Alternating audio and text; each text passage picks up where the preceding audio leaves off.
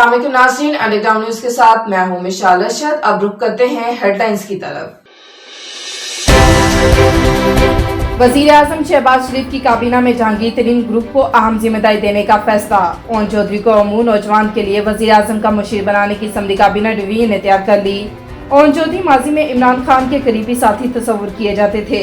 कायम मुकाम सदर सादिक संजानी कुछ देर में वफाकी काबीना से हल्फ लेंगे। 30 वफाकी वुज़रा और 4 वुज़रा ममलिकत हल्फ उठाएंगे। काबीना डिवीजन ने फहरिस्त जारी कर दी।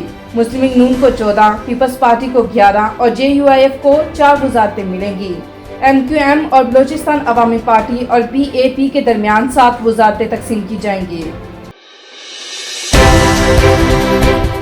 बिलावल भुट्टो वजीर खारजा, आजम नजीर तारर वजीर कानून होंगे। एहसन इकबाल वजीर मनसूबाबंदी और शाहिद खाकान अब्बासी पावर और पेट्रोलियम के वजीर होंगे। वज़ारत खजाना मिफ्ता इस्माइल को दी जाएगी। रहनुमा मुस्लिम लीग नून ख्वाजा आसिफ ने तस्दीक कर दी। कहा कि इक्तिसादी उमूर की वज़ारत अयाज सादिक देखेंगे। राना सनाउल्लाह को तो जरदारी साहब बड़ी देर से वज़ीर दाखिला बना चुके हैं। इलेक्शन कमीशन पाकिस्तान में PTI गैर मुल्की फंडिंग केस की समाअत जारी। चीफ इलेक्शन कमीशन की सरबराही में 3 रुकनी बेंच समाअत कर रहा है।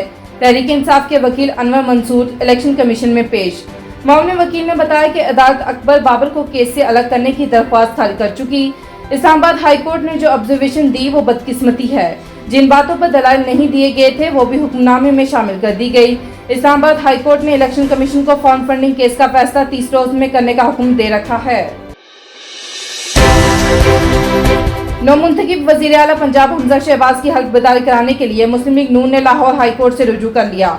मुस्लिम लीग नून ने लाहौर हाई कोर्ट में दरख्वास्त दायर कर दी। चीफ सेक्रेटरी और गवर्नर पंजाब को दरख्वास्त में फरीक बनाया गया है। अदालत से इस्तदा की गई है कि गवर्नर पंजाब को बिला तातिल हमजा शहबाज से वज़ीर आला पंजाब के हल्फ लेने का हुक्म दिया जाए। अतातार का कहना है कि गवर्नर पंजाब आइन के वफादार बने, इमरान खान के नहीं।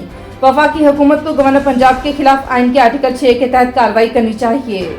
ये थी अब तक की हेडलाइंस। अंडरग्राउंड न्यूज स्टूडियो से फिल वक्त इतना ही। मजीद बाखबर रहने के लिए देखते रहिए अंडरग्राउंड न्यूज।